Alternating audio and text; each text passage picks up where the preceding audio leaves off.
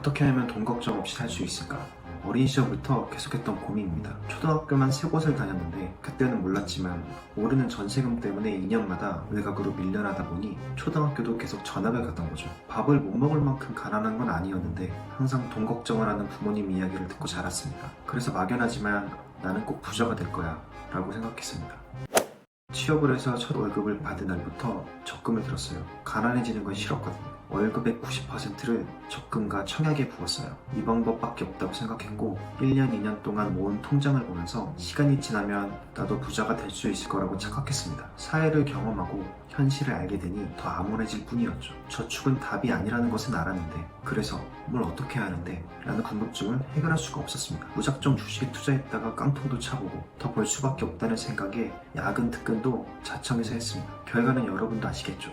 몸과 마음만 다치고 인생은 한 발자국도 앞으로 나아가지 못했습니다. 그래서 무작정 돈 버는 법과 관련된 유명한 책을 수십 권 읽었습니다. 그런저런 책들도 있었고 많은 것을 배운 책들도 있었습니다. 그중 저를 크게 변화시켜준 책이 몇 권 있는데 이번 영상에서는 탑3 3권을 소개해드릴게요. 숨겨진 비법서 같은 책은 아닙니다. 유명한 책들이고 한 번씩은 들어보신 책일 거예요.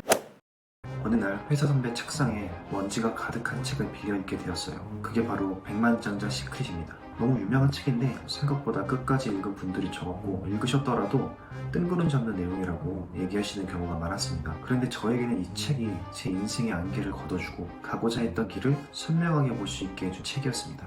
부를 끌어당기는 17가지 생각법을 담고 있는 책이에요. 제가 부자가 되지 못하고 있는 이유와 어떤 마인드를 가져야 부를 얻을 수 있는지를 알려준 책이었습니다. 지금도 종종 출퇴근하면서 오디오북으로 들으며 흐트러진 마음가짐을 잡기도 합니다. 참고로 오해하실 것 같아 먼저 말씀드리면 저는 아직 부자도 아니고 한 달에 몇 천만 원, 몇 억씩 버는 사람도 아닙니다. 그런데 이 책을 통해 마인드를 바꾸게 되면서 월급에 목매고 살지 않아도 될 정도는 이루었다고 생각합니다. 본론으로 들어와서 이 책의 한 가지 내용을 소개하자면 부자들은 기회를 본다. 가난한 사람들은 문제거리를 본다. 부자는 앞으로 다가올 성장을 본다. 가난한 사람들은 앞으로 다가올 손실을 본다. 부자들은 보상에 집중한다. 가난한 사람들은 위험에 집중한다. 예를 들어 살을 빼고 싶은데 하체 운동을 하면 다리가 굵어져서 라인이 망가질 것 같다며 운동을 안 하는 친구가 있어요. 이러한 사고의 흐름이 문제거리를 먼저 보고 손실과 위험에 집중해서 실행을 못하는 가난해지는 사람들의 마인드라고 이 책은 말합니다. 본질은 살을 빼는 겁니다. 그런데 운동을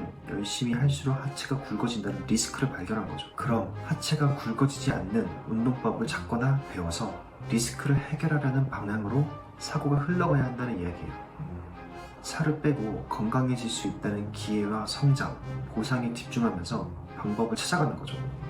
이게 운동뿐 아니라 삶의 성공에도 똑같이 적용되는 것 같습니다. 이런 마인드를 바꾸는 내용이 가득한 책이니 헛소리라는 생각은 잠시 접고 마음을 열어둔 채로 읽어보시길 추천드립니다. 두 번째 책은 조금 더 현실적으로 정말 내 옆에서 내 얘기인 것처럼 읽을 수 있는 책인데요. 사경인 회계사님의 진짜 부자 가짜 부자입니다. 야근에 찌들어 살면서 이렇게 사는 게 맞나? 라는 생각을 하고 계신다면 이 책을 꼭 읽어보세요. 10억 있어도 서울에 아파트 한 채 못 사는데 도대체 부자가 되려면 얼마가 있어야 하는 거야? 이런 궁금증을 가지신 분도 꼭 읽어보세요. 정말 구체적인 답을 제시해주거든요. 저자분이 회계사이신 만큼 숫자, 데이터를 가지고 분석하신 내용이 담겨 있습니다. 부자란 무엇인지에 대한 답은 많겠지만 가장 현실성 있는 답을 제시해주고 있다고 생각합니다.